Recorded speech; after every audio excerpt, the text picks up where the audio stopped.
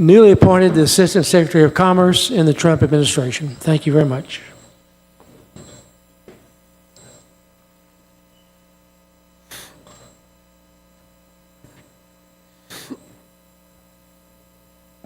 Your Excellencies, Mr. Speaker, Congressman Pittenger, thank you for your graciousness and hospitality.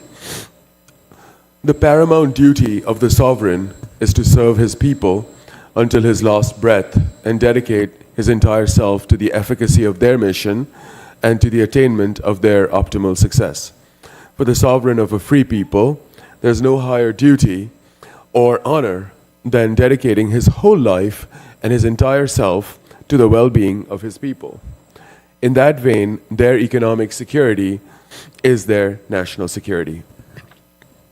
In the context of this particular topic, the relationship between semiconductors, which are, of course, vital, indispensable components in our computers, cars, mobile phones, and so on, and the supply chain is an important one.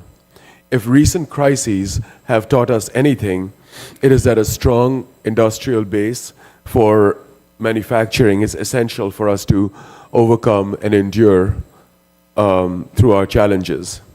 Our best days are ahead, and our economic innovation and growth can indeed be realized.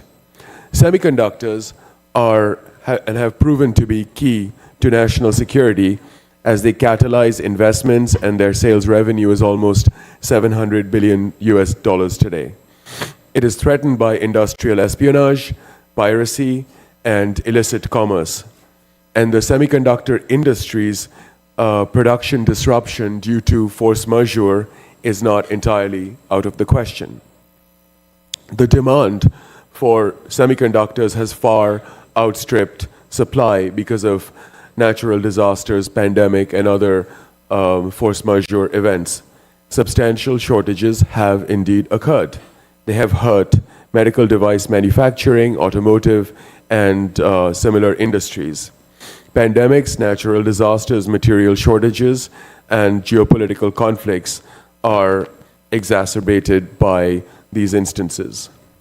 The semiconductor supply chain is complex, multinational, and technologically multi-layered. Raw material supply, manufacturing, assembly, testing, sales, and other supply chain realities like transportation will be significant and will have great and profound consequences. The heterogeneity of semiconductor applications undoubtedly raises the level of complexity in manufacturing them, as well as the sort of inventory management that the vendors have to undergo. It remains to be seen how governments tackle these challenges. Certainly, legislation has been enacted in various countries to provide grant incentives and investment tax credit to increase domestic semiconductor production. I urge the assembled leaders to consider economic security as part and parcel of national security. They who are economically strong are infinitely more able to protect themselves and their allies. We cannot speak of a potent nation or a strong society that is unable to defend its own equities economically. When we have agency over and access to our supply chain over significant matters, we can direct our efforts, our prosperity, and thus our destiny. When adversaries assail our economic security through unlawful trade practices, intellectual property theft, and sabotage of our supply chain, they hurt our national security. Securing the populace's persons, resources, and effects against their enemies, foreign and domestic, is the sovereign's highest and greatest responsibility and their noblest charge.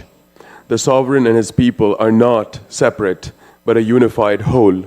So the well-wishers as well as adversaries of one are necessarily the same of the other. Same for all of the free world. Thank you.